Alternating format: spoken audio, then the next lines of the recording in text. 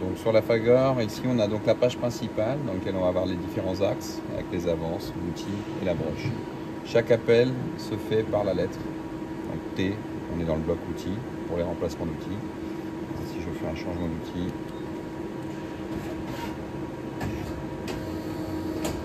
voilà.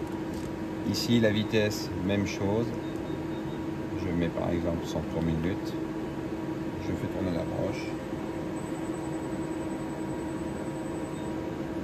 Ensuite, ici, donc, je vais pouvoir régler éventuellement une avance, 25 dixièmes par tour.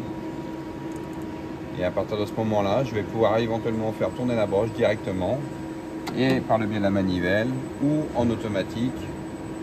C'est-à-dire je peux faire un mouvement en automatique et la machine va se déplacer en automatique sur le point que je lui ai donné, c'est-à-dire 100 mm. Je peux le faire aussi à la manivelle, c'est comme sur un tour conventionnel. On peut venir déplacer les axes à la manivelle tout en ayant une rotation. Alors bien sûr, hein, le tout se fait la porte fermée. Là pour les besoins, on a donc la porte ouverte, mais c'est bien sûr porte fermée puisque les broches ne sont pas autorisées en rotation avec la porte ouverte. Ici, on a ensuite les différents. Alors, on peut avoir les différents cycles. Alors, déjà, on va avoir la page des jauges outils. Donc là, on va pouvoir renseigner donc les différents outils avec leur géométrie. L'intérêt de bien renseigner ces pages-là, c'est que ça permet d'avoir les simulations et de savoir s'il y a un problème au niveau de l'usinage avant d'usiner la pièce. Donc, pour éviter tout type de collision, ça permet de faire ce genre de choses. Ici, on va avoir tous les cycles basiques, c'est-à-dire les cycles de cilindrage. À chaque fois, on aura deux niveaux, un cycle basique, point d'entrée matière, point de sortie, diamètre fini. Ou alors, si on passe sur un niveau supérieur, on va pouvoir aussi renseigner les différentes arêtes avec chanfrein ou arrondi. On sélectionne chanfrein, arête vive, arrondi. Donc pour tous les cycles, c'est toujours la même chose. Il y a le dressage, même chose, deux niveaux de cycle. On va avoir les cycles de cône, avec la possibilité de renseigner en fonction des différentes options. On va avoir les cycles d'arrondi, les cycles de filetage, dans lesquels sont renseignés déjà les filetages standards, par exemple la métrique. On met le diamètre, elle rentre systématiquement le pas et la profondeur du pas. Donc il n'y a strictement rien à calculer. Donc bien sûr, la particularité de ces cycles-là, c'est qu'on a aussi la réparation de filetage. On a aussi les cycles de gorge basique, gorge basique, point d'entrée, point de sortie, fond de gorge. On va avoir en frontal, avec des pentes et avec des arêtes en frontal. Et le cycle de tronçonnage, ça c'est donc pièce finie, pièce tombée. Donc quand on crée une pièce, on va pouvoir, si on prend par exemple ici, on va pouvoir donc créer un programme, un numéro de programme, dans lequel j'ai déjà inséré un cycle de dressage, de profil, de rainure et de perçage.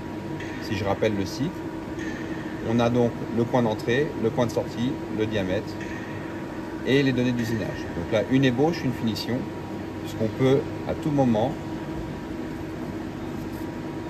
cocher ou décocher la finition ou l'ébauche. On peut faire qu'une finition ou faire qu'une ébauche au choix. Donc une fois qu'on a renseigné nos différents profils, ici par exemple on a donc un profil complexe, on a la possibilité d'avoir un système de dessin qui va permettre de dessiner la pièce. Donc ça peut être une forme complexe, puisque là il existe, on peut faire toutes sortes de choses. C'est très, très basique. Donc là si je vais donc renseigner le cycle. Là, il y a un cycle de rainure avec la possibilité au niveau de l'usinage des différentes fonctions de pénétration dans la matière. On va avoir le cycle de perçage. Là, c'est pareil avec le débourrage, etc. Donc, si on prend donc tout le programme, une fois qu'il est fait, on a la possibilité de faire un graphique. Donc on dessine, on peut avoir le type de graphique solide ou au trait, le choix. On va définir la zone de travail et à partir de ce moment-là, on est en simulation, on peut donc le lancer et là on voit l'usinage. Alors on peut réduire bien sûr la vitesse. On voit l'usinage qui se produit. Pas d'alarme, donc ça veut dire que la pièce va se fabriquer sans aucune collision. Une fois que c'est fait, il suffit d'engager le programme et on peut le lancer. Et là il va s'exécuter.